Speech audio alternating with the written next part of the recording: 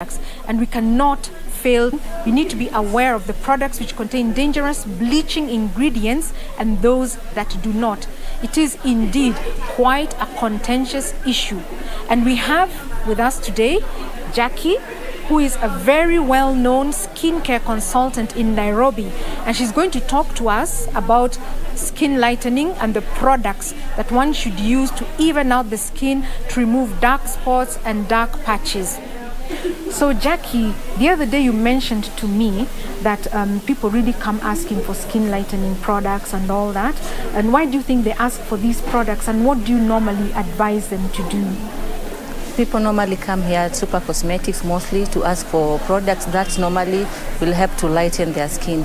But according to us, we normally advise people not to use bleaching products that will damage their skin. We normally encourage people to use safe products that we stock in our store. Mostly the products we stock are of vitamin C, which will help to lighten the skin, smoothen the skin and soften and give you a radiant color back. We normally have also people who have sunburned skin. Yes. And we advise them on what to use so that they can get back their natural color back. Jackie, I can see you're really glowing. You look lovely. Your skin is a deep tone. It's so gorgeous. What would you advise people to do to achieve that glow without changing their color? It's better to use a product that is safer, and also you have a daily routine that you can use, especially a cleanser, a toner, and a good moisturizer. Cleanser, toner, and a good moisturizer. And maybe also always making sure that you know your products. Yeah. What are some of the dangerous products that you've seen?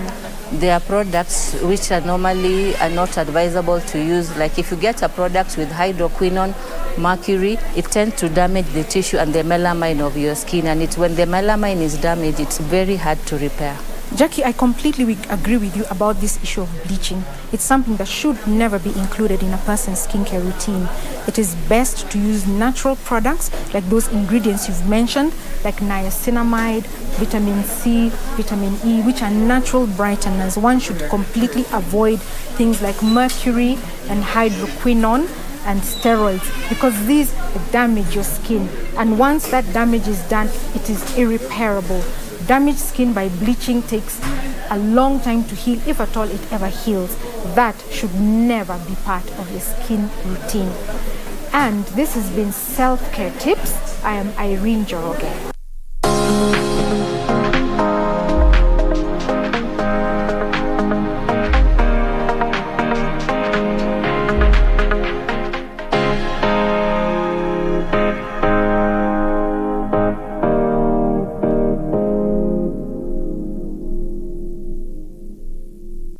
The Office of the Registrar of Political Parties, in partnership with eCitizen, brings you a self-service platform for management of political parties membership. At the click of a button, you can now check the political party you are registered in as a member, resign from a political party, or join a political party of choice. Simply log into your eCitizen account, select your preferred service, fill in the details, then submit. You will receive a system acknowledgement of your request, and an eCitizen system notification will be issued once the processing is complete. ORPP is committed to serve you to promote political rights in a democratic multi-party system. For more information, visit www.orpp.or.ke or engage us using our handles at ORPP Kenya across social media platforms. Your party, your choice. Please deposit this money into my account real quick. May I know your account, please? Michael Bakayoko. My account is 01826. Thank you for banking with us. It's my first time to bank. Could I ask how safe is my money? Or maybe I should just continue with my mattress banking. I think I should go back. How are you, Mr. Bakayoko? How may I help you this time? Well, I have come back to confirm the safety of my money, the one that I deposited earlier today. Oh, I guess you haven't banked with us for some time. Now listen, whenever you deposit your money, be rest assured of its safety because you are a responsible bank, which is a member of the KDIC. See that sticker there? KDIC? KDIC is mandated by law to provide insurance for your deposits. Now I know. No more mattress banking. Be sure. Check out for a KDIC sticker in your banking hall. KDIC, protecting your deposits.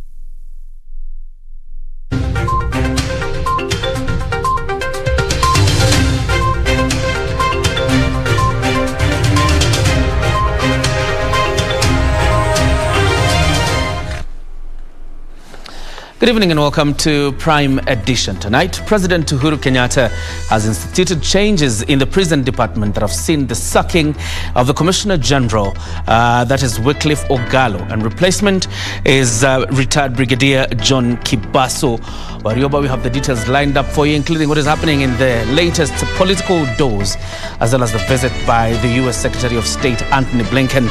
We have details lined up for you. Plus, tonight on our Extra Mile segment, we'll be talking to the CEO, East Africa Sub-Saharan Africa Safe Promotions Foundation. That is Julius Kithome. And we'll be talking about empowerment, particularly at this time when so many people are struggling with what you would call poverty, as well as living below the $1 mark. That's coming up a little bit later. For now, the headlines.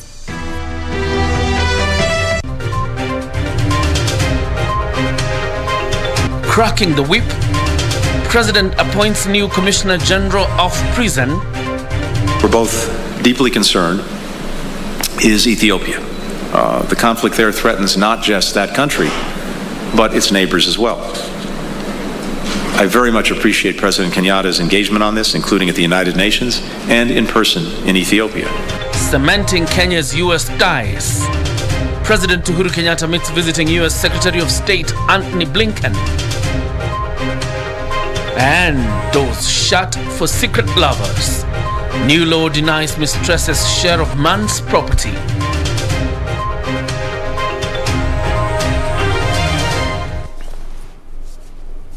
Our sign language interpreter tonight is Ann Wangeshi. I'm doing this alone as Safina Cheng is away. Hopefully she will be joining us on Sunday Express this coming Sunday. But let's begin the bulletin right away with a story. Police have refuted claims that the sacked Commissioner General of Prison, Wycliffe Ogalo, had been arrested. In a post on its Twitter handle, police say they were only facilitating a smooth and seamless handover of Ogalo after his sacking. Ogalo was sacked by President Uhuru Kenyatta, who replaced him with Brigadier retired John Kibaso Warioba, who was immediately sworn in. The changes came only a day after 3 terror suspects escaped from Committee Maximum Prison under unclear circumstances. The sacked Commissioner General of Prison Wycliffe Ogalo said to have been arrested moments after President Uhuru Kenyatta made changes in the leadership of the country's correctional facility. Reports had indicated that Ogalo was arrested by officers from ATPU who were seen storming in the Magereza house. No, where do we go to? Here. And driven to the DCI headquarters for interrogation. Also said to have been arrested were other 2 senior officers in the prisons department who had direct link with the Committee Maximum Prison when the 3 terror convicted escaped on Monday under questionable circumstances.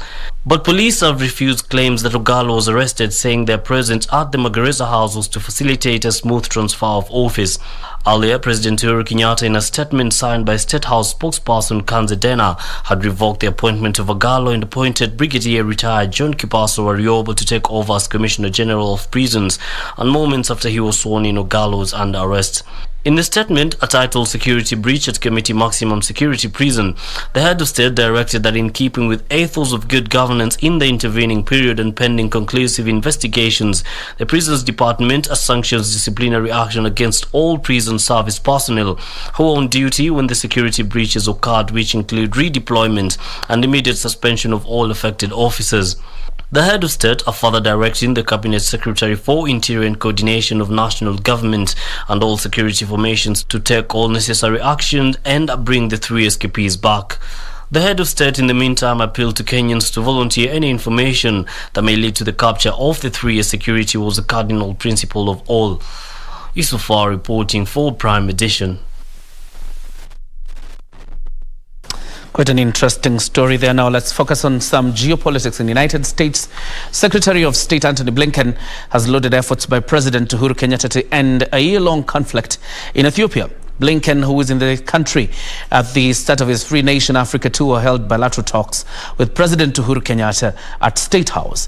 He underscored the U.S. support for a peaceful and inclusive election in Kenya in the year 2022, as Ben Chumba now reports.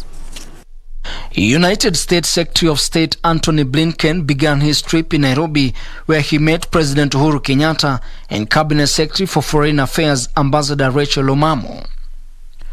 Blinken, while calling for an halt to the violence in Ethiopia, recognized Kenya's tremendous efforts in addressing regional security issues such as Ethiopia, Somalia and Sudan. Where we're both deeply concerned is Ethiopia.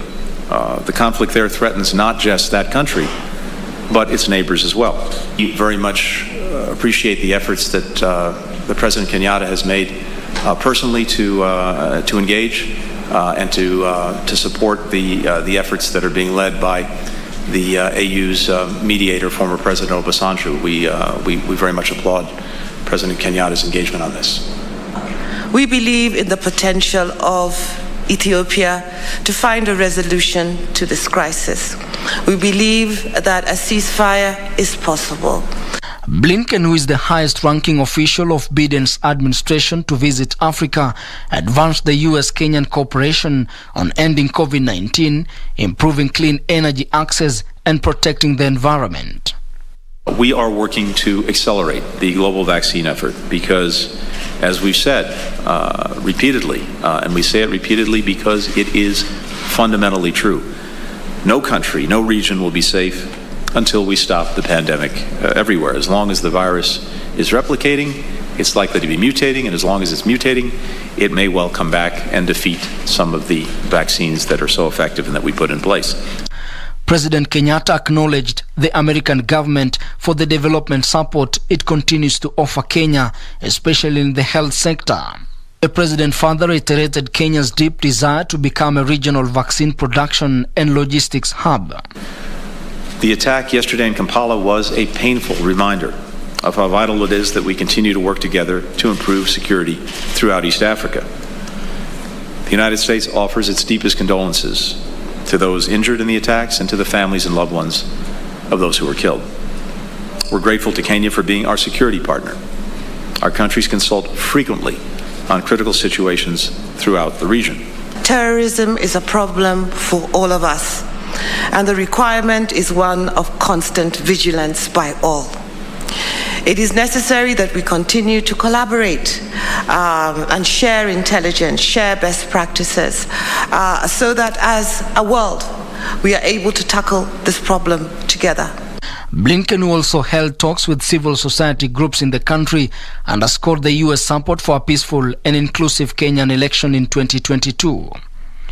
On Thursday, Antony Blinken will visit the United Nations Environment Programme, where he will hold bilateral discussions with Executive Director of UN Environment Programme, Inga Anderson. Ben Chumba, Prime Edition. And we continue to welcome your feedback on our social sites at KBC Channel 1 on Facebook, at KBC Channel 1 on Twitter. You can also watch this bulletin live on YouTube, on Facebook, as well as on Twitter.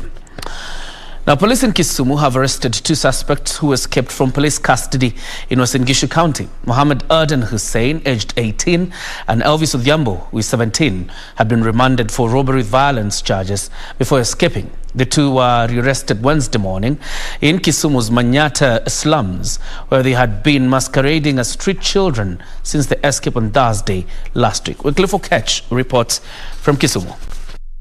The two teenage suspects were rounded up Wednesday morning in Kisumu's Manyata slums following a tip-off from area residents who suspected they were among the three escapees from Kamiti Maximum Prison. A police report indicates that Mohammed Aden Hussein, 18, and Elvis Odhiambo, 17, broke out from police cells at Kapsoya Police Station, Uasin Gishu County, on November 11, 2021, where they had been remanded for robbery with violence charges. The two had sought refuge at a guest room within Manyata slums, but the area assistant chief, Agnes Ogweno, says the community policing practice led to their arrest. So these two boys, we learned about them yesterday.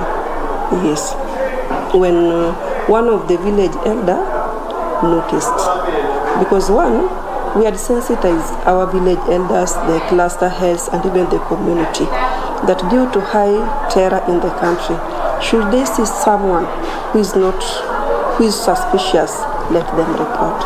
Agnes at the same time called on residents to be more vigilant and report suspicious individuals to authorities. Everywhere, wherever we are, let us be very vigilant. Let us not sleep because the terror is so high. Just yesterday we saw it in Uganda, so it's not far from us. This is something that is just within us. So it's us to take care of ourselves, the community. If you see someone that you are not well conversant with, make sure that you go to the authority and report. Kisumu County Police Commander Richard Ngeno, who spoke to Channel 1 on phone, confirmed that the 2 suspects have since been transferred back to Kapsoya police cells. Their arrest comes at a time the country is on high alert following the escape of 3 terror convicts from the Committee Maximum Security Prison. For Prime Edition from Kisumu County, I am Wycliffe Okech. Clearly looks like it's a prison break season. Leaders from Mount Kenya region, allied to Deputy President William Ruto, say they will marshal voters to reject attempts to have candidates imposed on them in the 2022 general election. The leaders vowing that they will neither be intimidated nor coerced into changing their political inclinations. The leaders were in the company of a Deputy President who was in Tharaka Nithi on the 3rd day of his tour of the Mount Kenya East region.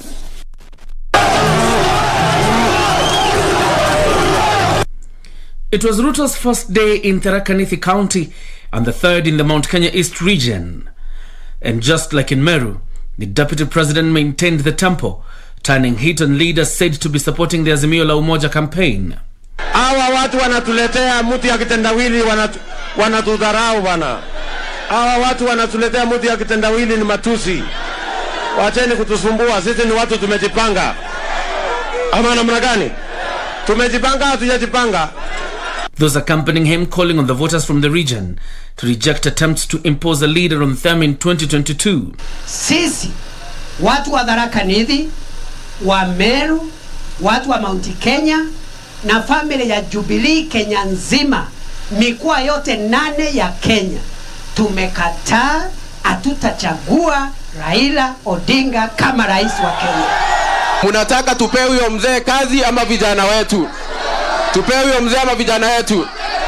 Huyu jamaa wa vitandawili hawezi kuleta umoja katika nchi ya Kenya kwa sababu yeye ndio mtu anavunja kila kitu kinachopangwa katika taifa letu la Kenya.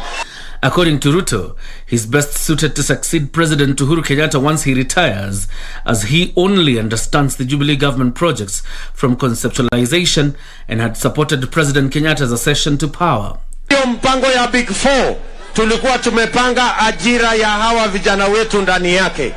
Tulikuwa tumepanga mambo ya kilimo ndani yake. Tulikuwa tumepanga mambo ya universal health coverage ndani yake. Lakini nyinyi mnajua tulitembelewa na ule mtu ya kitendawili. Ruto called on area residents to back his bottom-up economic model and the UDA party, accusing his opponents of prioritizing constitutional changes at the expense of the welfare of Kenya's rural and urban poor.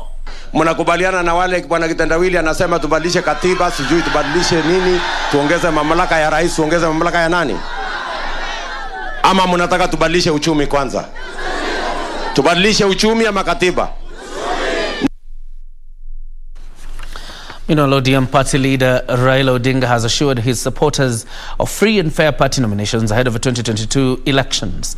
Speaking in Kibra after donating building materials to traders whose stores were gulfed by fire, the ODM leader said only registered members who participate in the party primaries, as Kevin Washira now reports. Kanana, Lungalunga constituency, Kwale County, was the first stopover for ODM leader Raila Odinga to popularize the Azimio la Umoja drive after a 2-hour closed-door meeting with the local leadership. He would later proceed to Ukunda and Likoni. It is here that Raila sold his bid to liberate the locals from the thorny land question, joblessness as well as a struggling economy.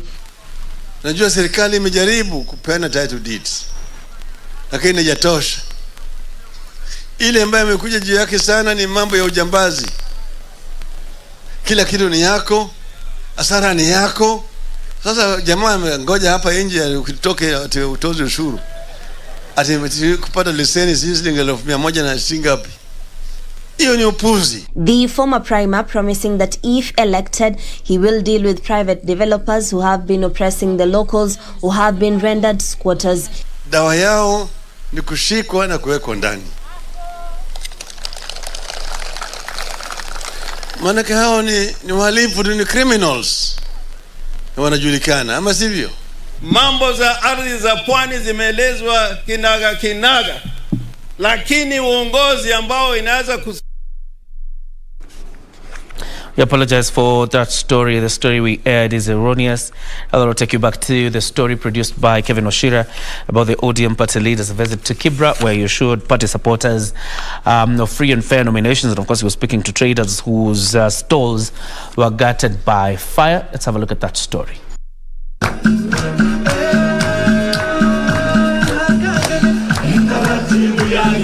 With 2022 general elections barely 9 months away, the Orange Party is working on a level playing field for its primaries.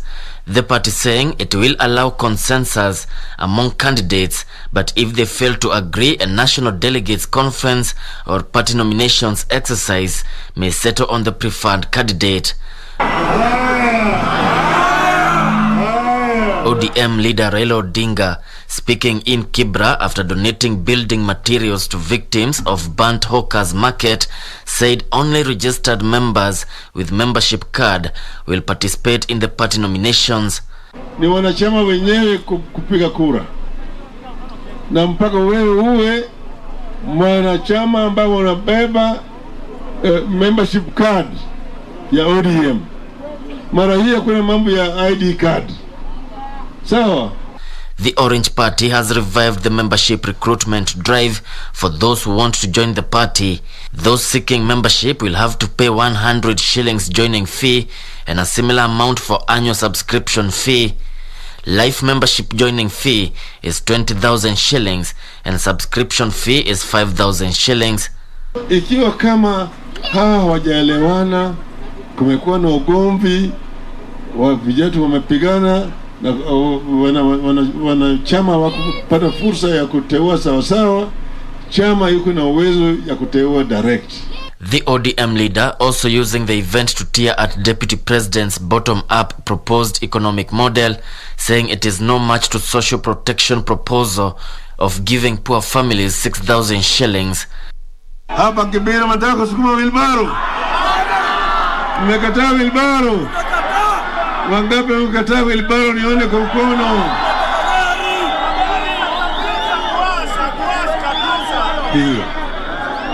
Na wale ambaye wanataka kufanya biashara yao ya kibinafsi wapewe loan na serikali ili waweze kuanzisha na biashara yao na walipi mpaka baada ya miaka 7. Earlier, the ODM leader hosted delegates from Marsabit County at party headquarters, where he urged communities residing in the county to elect leaders based on their development track record. Kevin Washira, Prime Edition. All right, time for us to take our very first breather on Prime Edition. But of course, if you're a secret lover or you know one, there's bad news for you tonight. We'll be telling you why when we come back from the other end of the break. But of course, also when we come back, have that conversation an extra mile, talking to the CEO, East Africa, Sub-Saharan Africa Safe Promotions Foundation. That is Julius Kithome. That is coming up later after this break. Don't go too far.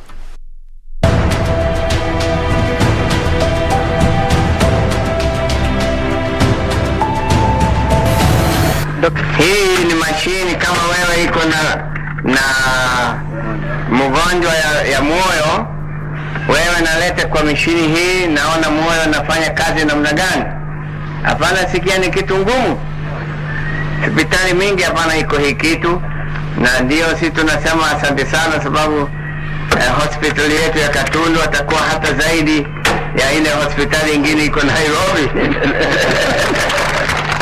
Sasa baada ya kutembelea hospitali sehemu mbalimbali, Baba Taifa anatoka kwenye hospitali hii, na sasa hayo ndio yote tungeweza kuwaletea kutoka hapa Katundu siku ya leo.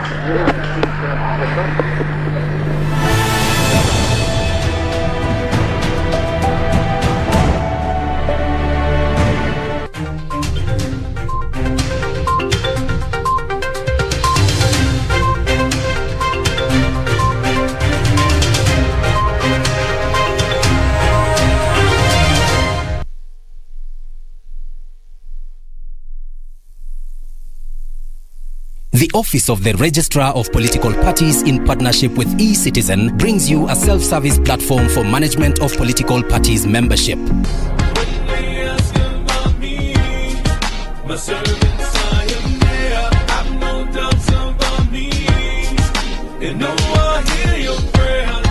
Kulu minat toyibat, yani kuleni katika vitu ambavyo ni vyema, na pia mtekeleze vitendo vyema, na kando na hilo msiingize mikono yenu katika maangamivu. Mkuleni kitu halali, lakini msikule kitu ambaye haramu Mwenyezi Mungu ameharamisha. For more information, visit www.orpp.or.ke or engage us using our handles at ORPP Kenya across social media platforms. Your party, your choice.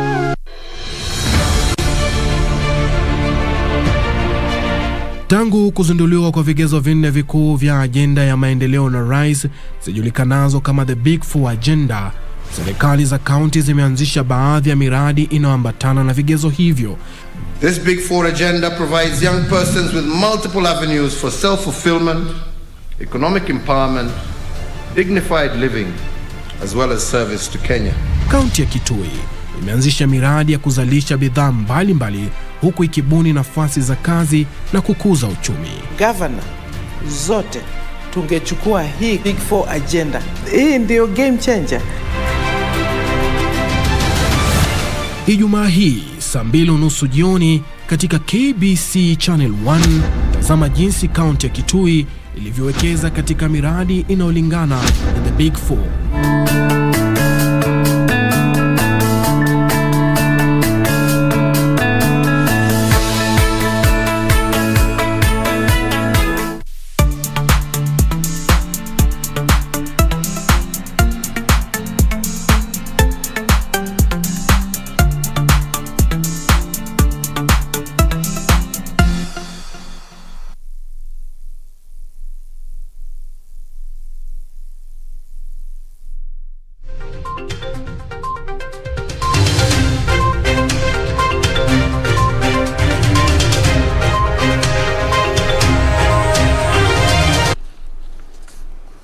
Welcome back to Prime Edition.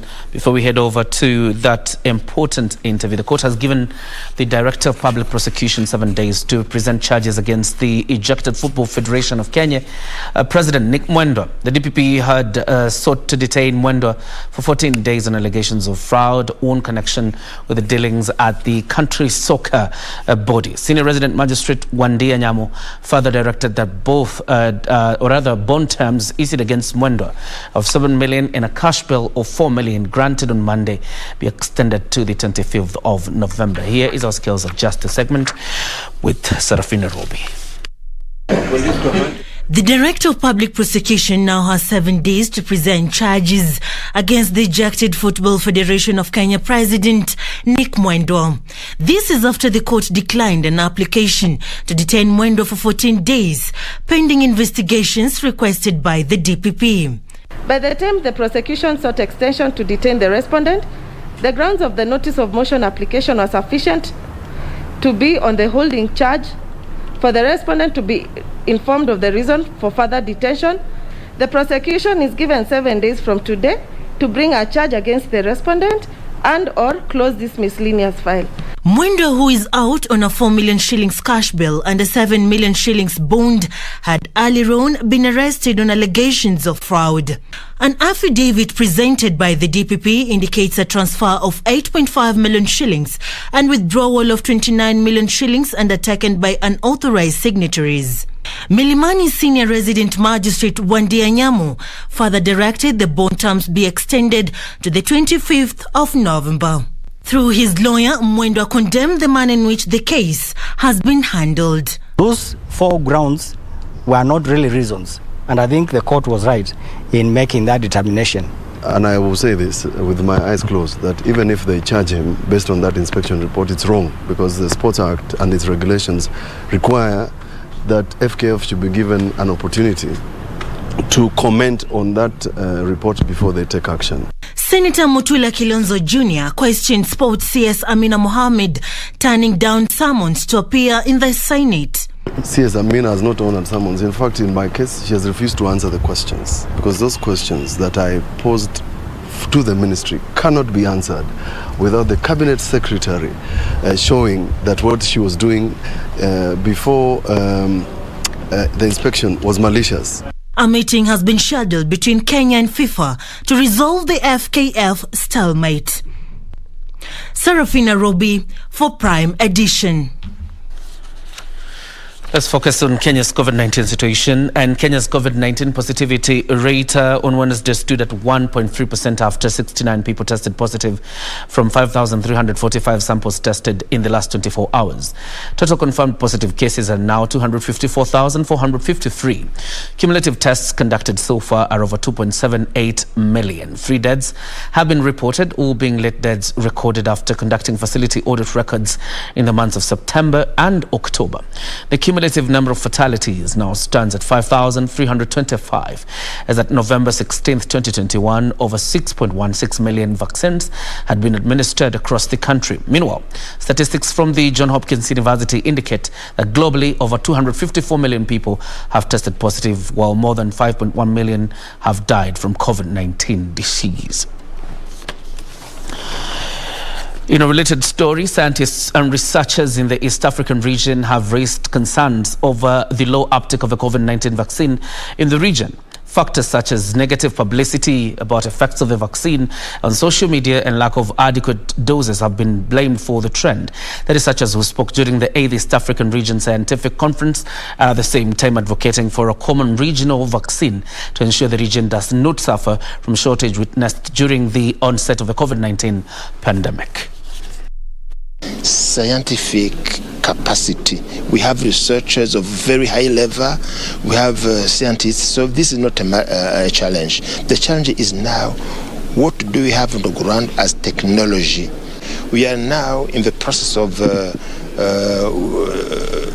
discussing internally in the East African community, but also with the development partners, how we can develop a regional manufacturer of COVID-19 vaccines, which is the only way of sustainability to get vaccines in our region.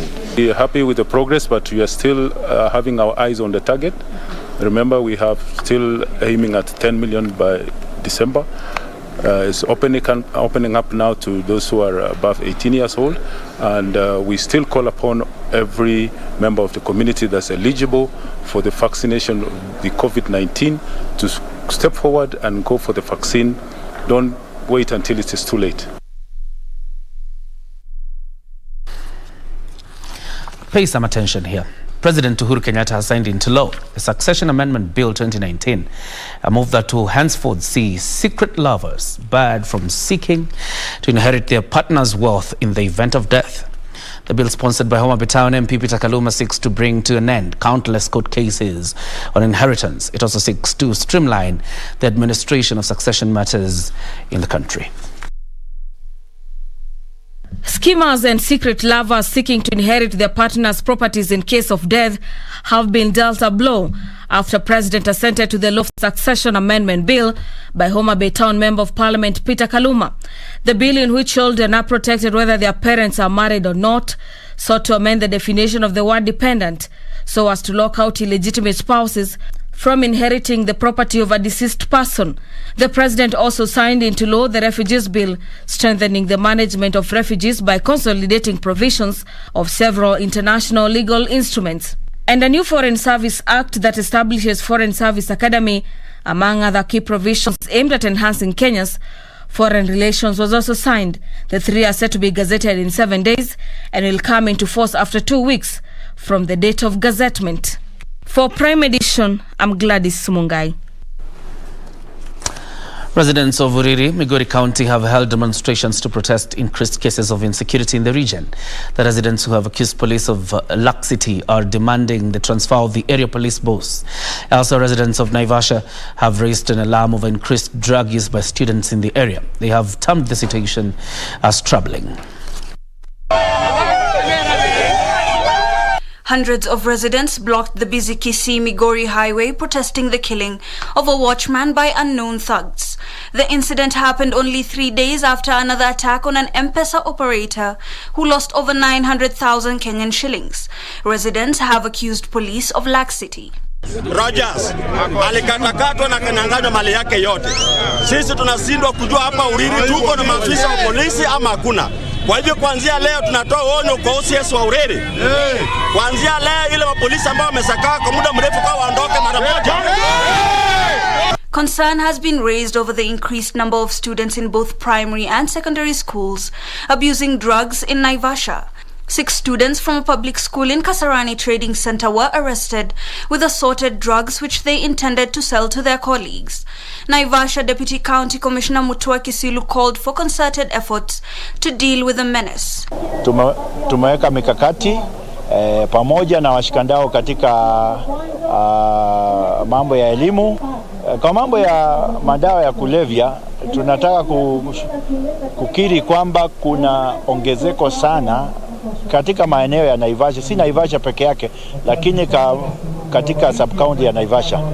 Kama vyombo vya dola tunaendelea kushika watu tukiwapeleka kotini, lakini kama vile mnavyojua ni kwamba katika wakati mwingi wale ambao wanavuta madawa wanafanya kwa siri. Elsewhere, National Assembly Speaker Justin Muturi has teamed up with Mount Kenya Forum in plans to unite the central region ahead of the 2022 presidential polls and ensure the region goes to the polls as a united bloc.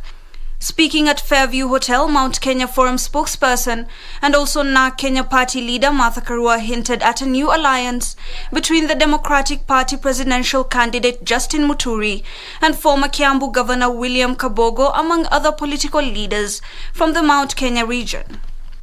Meanwhile, the Controller of Budget, Margaret Nyakango, has commended the progress, quality and impact of development projects in Uasin Gishu County. Speaking at Ziwa Level 5 Hospital, Nyakango said Uasin Gishu is among counties that have done well in terms of revenue allocation.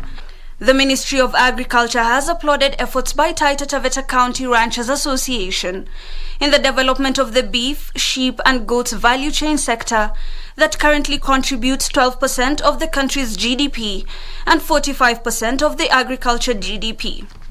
Finally, as the world observes World Prematurity Day today to raise awareness of preterm birth.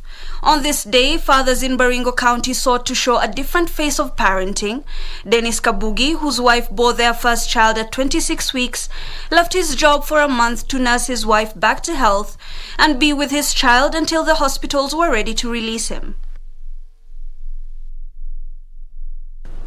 All right, time for us now to focus on our Extra Mile segment. We're talking to Julius Kidhome. He's the CEO, East Africa Sub-Saharan Africa Safe Promotions Foundation, EA SASAF.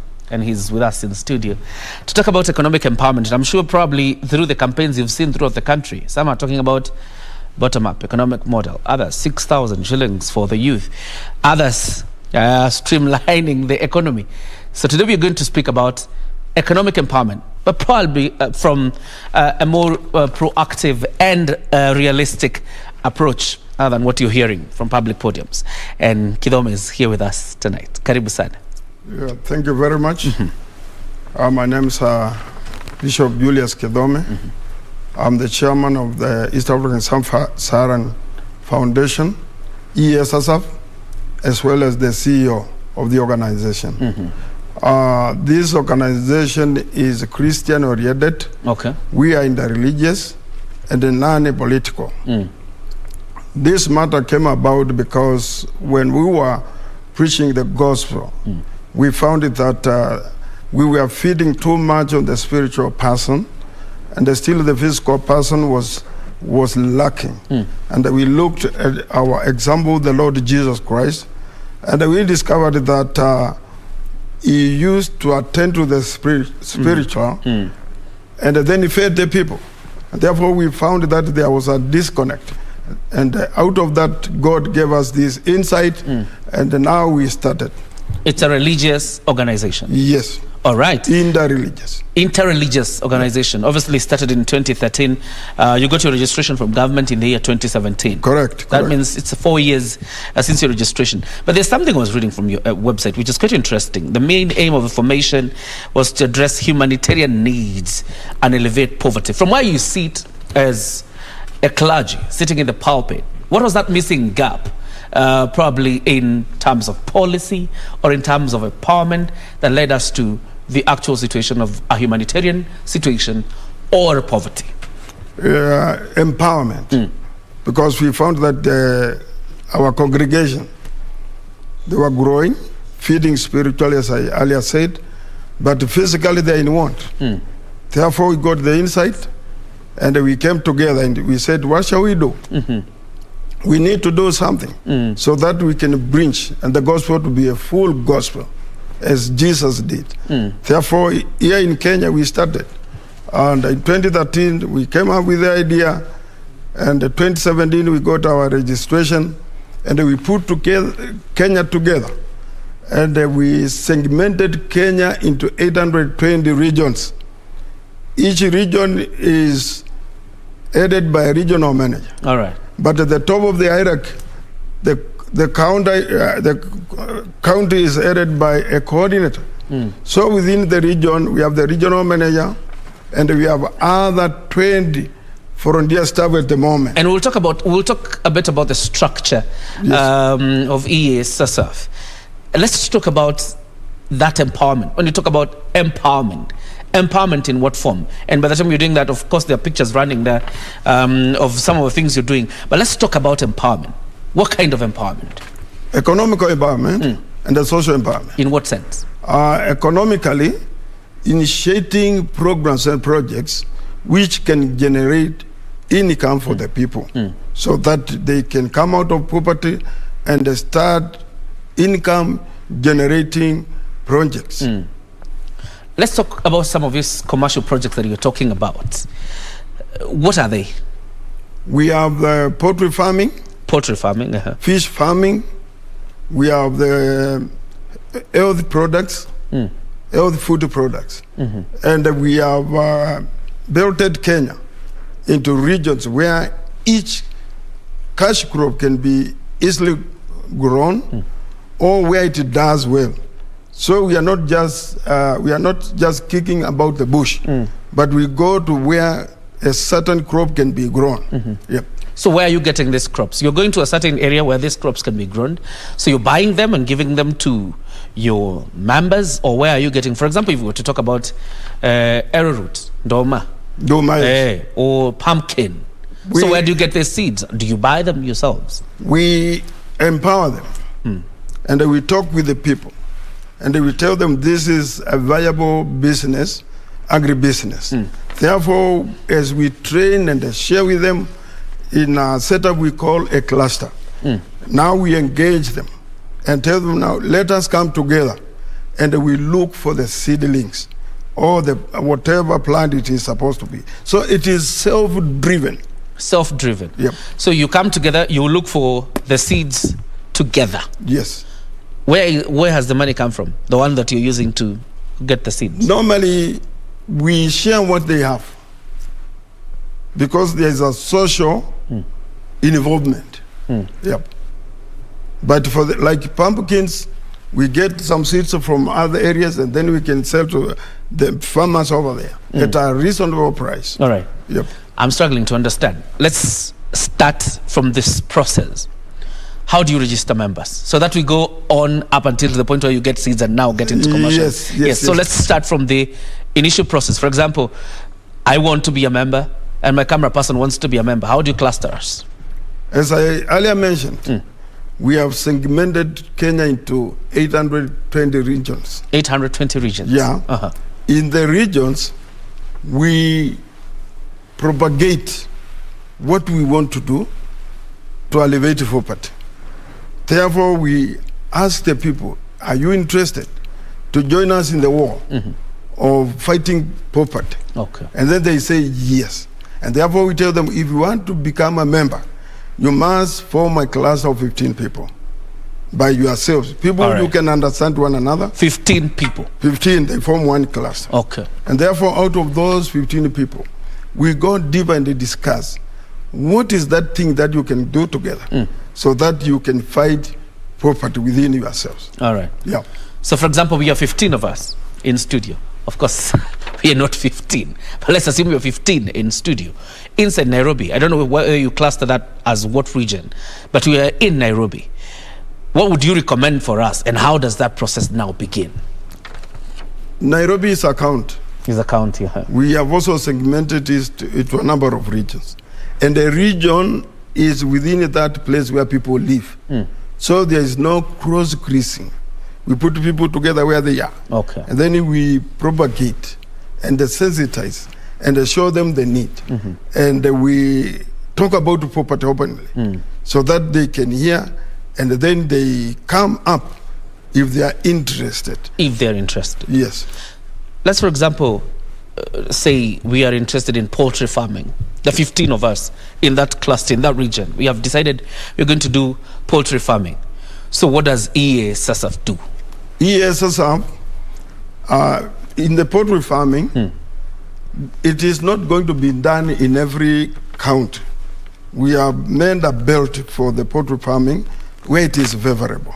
Therefore, what we'll ask the people, we look for the birds, we do the farm, and then we also look for the market, if the people are interested. And then in the class of 15 people, they member themselves to become our members. Okay. Because you don't deal with every Dick and John. You have to get people who are committed. Okay. Are you across all the 47 counties? Of course, that's why I'm talking about 820.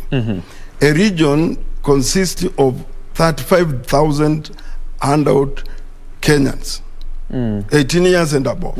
So 820 is all over in this country. Yeah, and every county is run by a coordinator. Okay. Yeah, below the coordinator are the regions.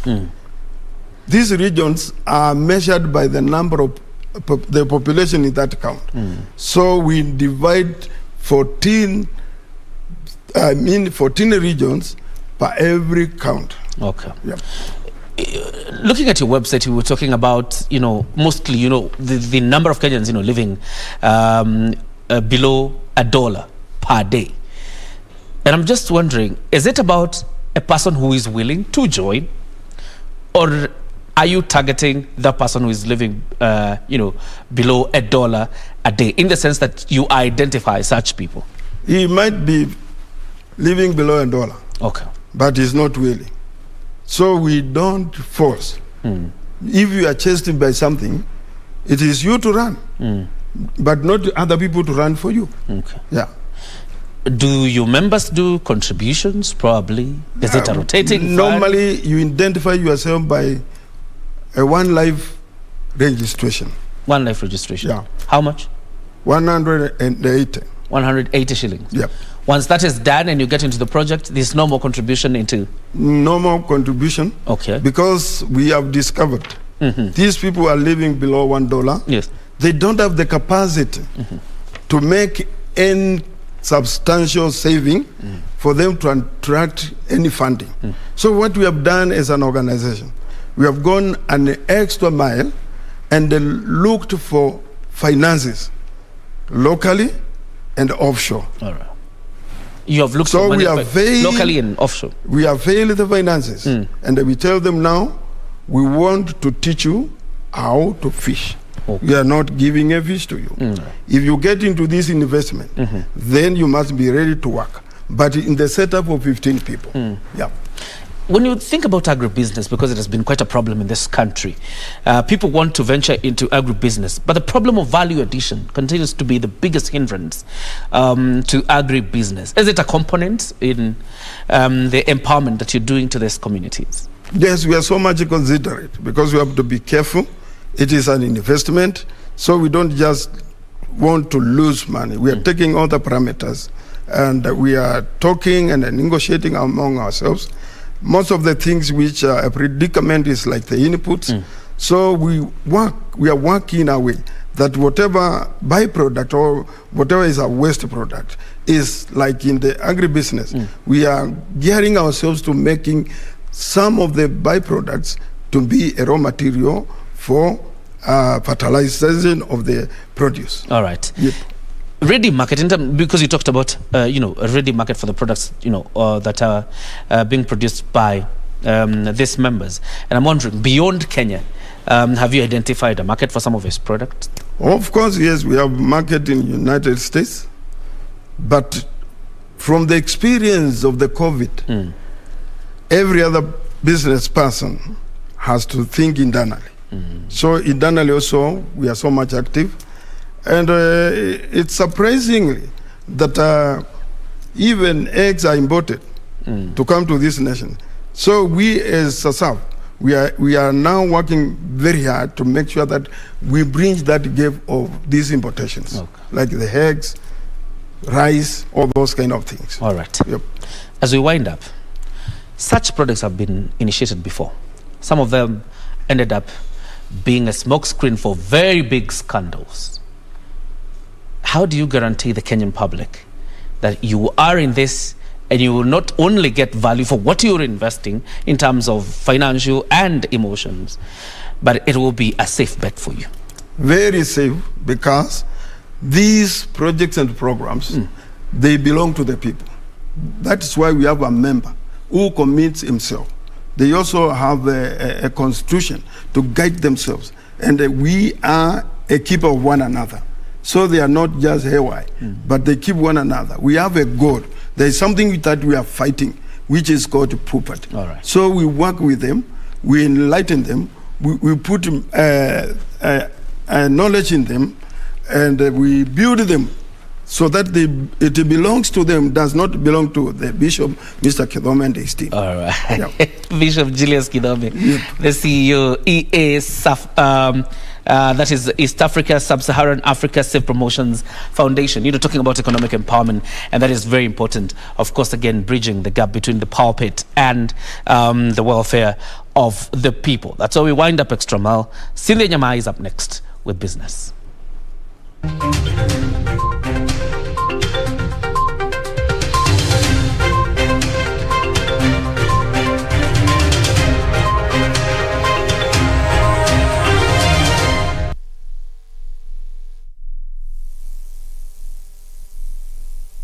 Ili kupata skiza tune hii ya Dhiki Huleta Zaburi kwa simu yako, bonyeza *811 *815#. Na msibabaishwe na yale mnayowapitia, hata yawe magumu kiasi gani, yote yatapita. La msingi ni kuweka tumaini letu kwa Mungu aliyetuumba. Katika kitabu cha Warumi 5:3, wala si hivyo tu, ila mnafurahia katika dhiki pia, mkijua ya kuwa dhiki kazi yake ni kuleta saburi. Amina. Ili kupata skiza tune hii, bonyeza *811 *815#, *811 *815#. We take it on at the right time. Honorable Musalia Mudavadi. The Honorable Mutahi Kagwe. Chief Justice Martha Karambuko. This is KBC, is the voice of Kenya. Asking the right questions. I don't know how it made you feel as speaker who is presiding over a house where members can be compromised with 10,000 shillings. We keep our guests comfortable. A mission to ensure our audience gets a complete story. For a few hours or so, I thought this is it. My end has come. If really we want an end of this pandemic, we must fight. Our goal, to tell it as it is for the benefit of our viewer. And I'm sure we will have good discussions. All right. That will make probably your viewers understand KDF better. With 21 radio outlets. During a live interview on KBC TV, Chief of Defense Forces General Robert Kibosha. Jaji mkuu kwa mara ya kwanza katika mahojiano yake ya kipekee na runinga ya KBC Channel 1. And 2 TV stations covering over 90% of the entire country. The message always gets home. KBC, the home of on-air TV interviews.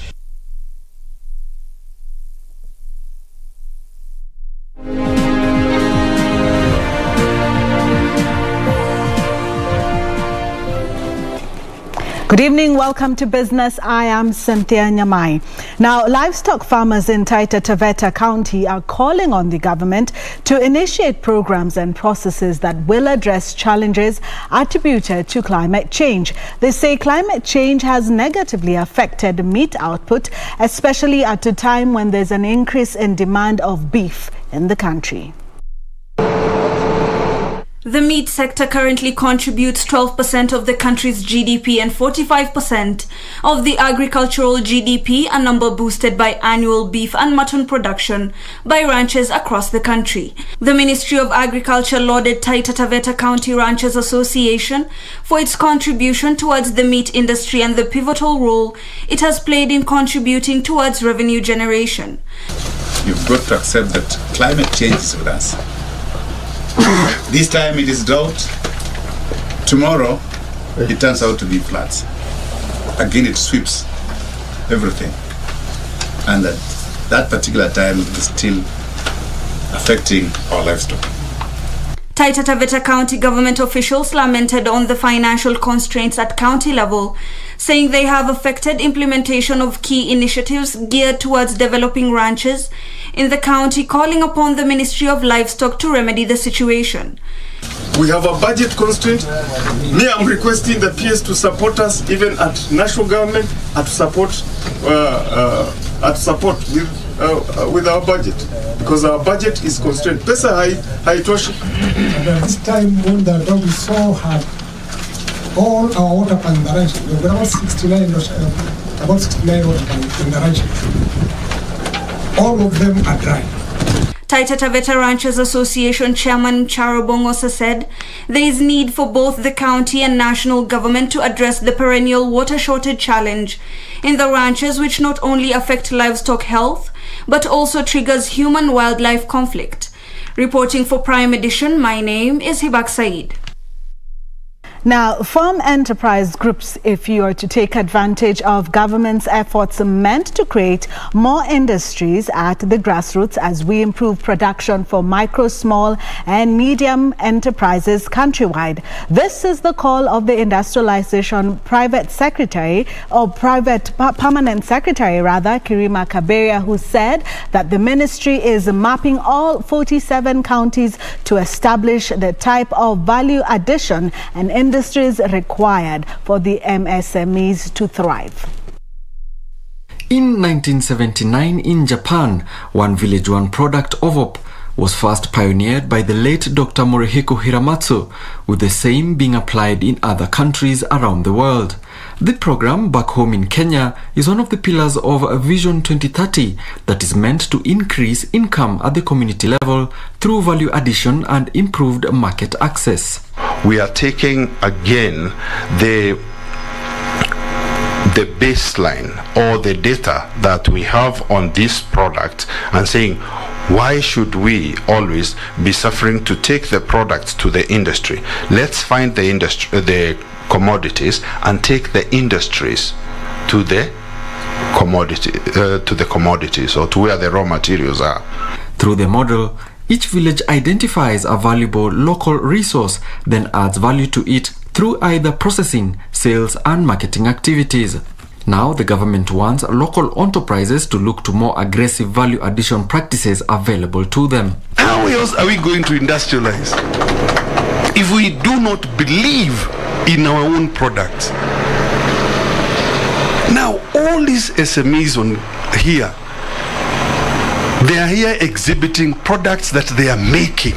Stakeholders were also urged to create an enabling environment amongst themselves and believe in their local capacities to produce for markets beyond their own, especially in the East African Community Trading Bloc. If you are able to go beyond the boundaries of this great country and sell the same products to our neighboring countries in Ethiopia, in Uganda, in Zambia, all that, what has the government done?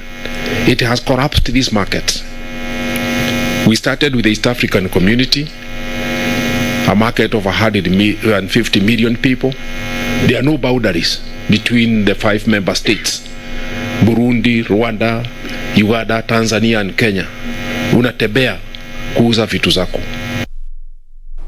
HealthX Africa has been licensed to provide telemedicine services in the country. A fully equipped virtual medical facility has commenced its services, consolidating gains made in healthcare, innovations and technology in the past years. Health Ministry says the adoption of the telemedicine concept is aligned to the universal health coverage goals. There is a positive shift in innovations in the healthcare space, where individuals can access various health services and consultations on the digital domain. The Ministry of Health says once the e-health bill is enacted by Parliament, Kenya's telemedicine that is at infancy stages will move to new levels. The bill will see provision of care through telemedicine applications, improve the interactions between service providers and clients. I see a lot of potential in terms of using technology. And I see a lot of potential in terms of leveraging on proven technologies to make sure that Kenyans can be able to access the quality healthcare. And in this comes with it a lot of benefit in terms of the accessibility, in terms of the cost, in terms of the geographical coverage. According to HealthX Africa CEO Kaiser Manji, the services will be offered on a transparent subscription model that is affordable. He says the integrated telehealth platform will ensure patients have around-the-clock access to qualified and licensed healthcare professionals who have specialized in telehealth training through video or voice calls and live chat. Yeah, before devolution, you see that most of the experts, they were actually in the major urban centers that you know in Kenya, meaning that people who were actually in the community level, they had to travel for long distances. They could actually not be able to access the quality service. They could not be able to access, experts. Even when they access them, the cost was actually too high. He added that mobile and internet use for the services will reduce congestion in healthcare facilities, lower costs for patients, and give users access to educational healthcare content to help prevent diseases. Reporting for Prime Edition, my name is Hibak Said. Well, that's it for business. Up next, sports with Munga.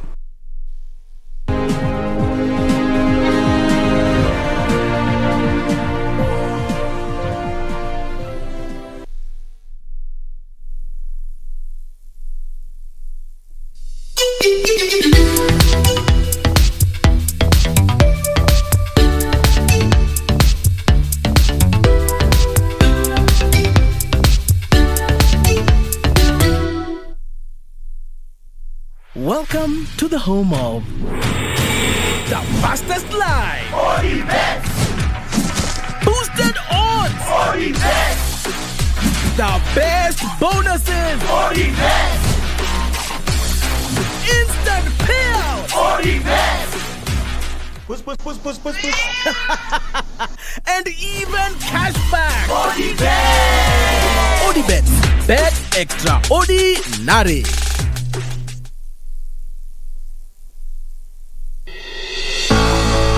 The coastal region is a construction site, literally. From highways and byways to ports and shiny roads, the evidence is there to be seen and to be touched. But what are the economic benefits of all these projects? Better connectivity, more efficient roads, give people an opportunity to actually acquire land away from a busy commercial center and go to areas where land is cheaper and therefore use the excess money to invest into productive activities. This week on Inside Government, we focus our trail on infrastructural development at the coast, and we are talking to the chairperson of Kenya National Highways Authority, Engineer Wangai Irango, right here on KBC Channel 1.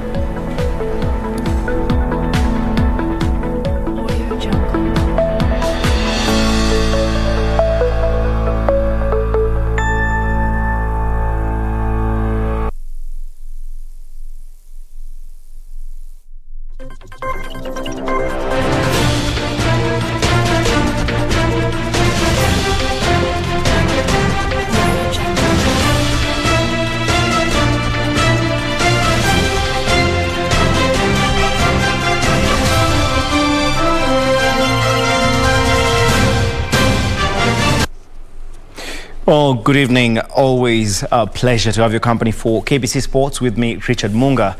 Now, sprinter Ferdinand Omanyala and former 3,000 meters gold medalist Ezekiel Kimboi among the Kenyan athletes who will take part in the Expo 2021 marathon that is set to take place in Dubai from the 19th till the 26th of November this year. The team left the country today and will camp in Dubai for the next 10 days.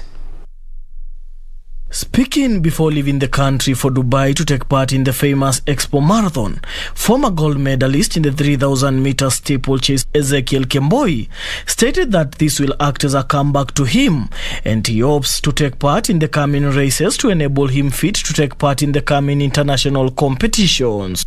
After next year, or maybe next year, I'm still consulting my body. I'm still eating my body because I like doing sports, and that's what has also brought me to come here and also to go to Dubai for the Expo. His remarks were echoed by African 100 meters record holder Ferdinand Omanyala, who will also participate in the 3,000 meters for the first time, who described that it is a way of keeping his body physically fit. I'm not changing to a marathoner. Basically, I always do 3 kms in training, and that's basically like between 12 minutes to 15 minutes. So I'm going to have fun with that, and my target is to finish that without stopping. The Expo run will take place on November 19th, while the Dubai run will take place on the 26th of November. Daniel Mwendwa, Sports. All the best to the Kenyan athletes heading to represent the country, of course, in Dubai. Meanwhile, preparations are in top gear for the World Athletics Cross-Country Tour, which will be held in Eldoret on the 12th of February next year. Athletics Kenya pitched Eldoret town is at the World Athletics Council meeting during the Tokyo Olympic Games, since Mombasa has already hosted the 2007 World Cross-Country Championships, with Nairobi staging both the 2017 Under-18 and 2021 World Under-20 Athletics Championships.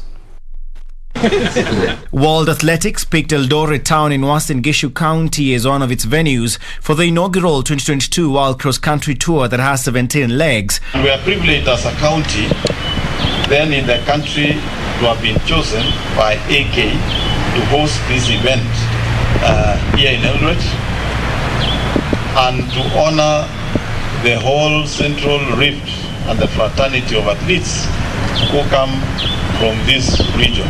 The local organizing committee, led by AK Vice President Paul Mutui, accompanied by course designers, today inspected the Lobo Village grounds where the race is said to be held. We as a federation, we thought it was very important that a world event of this nature should be taken to Eldoret, the place where, or the area where most of our athletes actually originate. A few months ago, Athletics Kenya confirmed that it would incorporate the Eldoret Tour on their local 2021-2022 calendar, with the invitational event being held separately from the National Cross Country Championships. We will have our national championship at the same venue, so that our national championship can be a kind of a test event to see how the route actually looks like. And that is going to take place on the 22nd of January 2022. The inaugural cross-country tour, which will be named after the fallen 10K world record holder Agnes Tirop, is expected to draw top athletes from across the world, especially due to the postponement of the World Athletics Cross-Country Championships to 2023. 2014 Commonwealth Games gold medalist Mercy Cherono has urged Athletics Kenya to increase the number of coaches in the South Rift region, which is known for producing up to 60% of junior athletes during global events. Kama kungekuwa na women who are coaches, ingekuwa rahisi sana ku handle these issues of young ladies to bring them up in the right way, because they will be close to these females and they will be open to tell them their challenges. Yeah. We are very impressed by their contributions. They are opening up, and you know, the idea of this program is to hear from the athletes. It is not us to tell them what to do. It is them to tell us exactly what they go through and what they wish the federation or the government to do for them. Cherono was speaking during the Athletics Kenya National Consultative Forum in Kericho, which follows similar initiatives in Bomet and Kisii, respectively. Elsewhere, Kakamega County football team thrashed Kilifi County 2-0 in their first match of the ongoing Kenya Inter-County Sports and Cultural Association, that is Kikoska Games, at Nambura Grounds, Embu County. Meanwhile, in volleyball, Kiambu County defeated Kakamega County by 3 straight sets. 2 goals each half by Captain Sam Anyova and Samuel Amunze ensured the Anthony Okumu coached defending champions bagged maximum points to go to top of the pool. At the Embu Showground, the Kakamega men and women tag of war teams humbled Kiambu and Bungoma respectively. The women, captained by Dorcas Nandwa, produced a stellar performance, outclassing the neighbors in a poll that also had Uasin Gishu and Embu counties. Kisumu and Narok counties are other Kakamega opponents in the tag of war men's category. In volleyball, Kiambu County defeated Kakamega County by 3 straight sets. Uasin Gishu County are the defending champions in the men's volleyball category. Oh, that's all the time we had for sports tonight. Do enjoy the rest of your viewing, but don't go too far. John Jacob Kioria is on the other side of the studio. John, over to you. Thank you very much, Richard Monga. Indeed, this is where we put a cap on a Prime Edition tonight. Thank you very much for your company.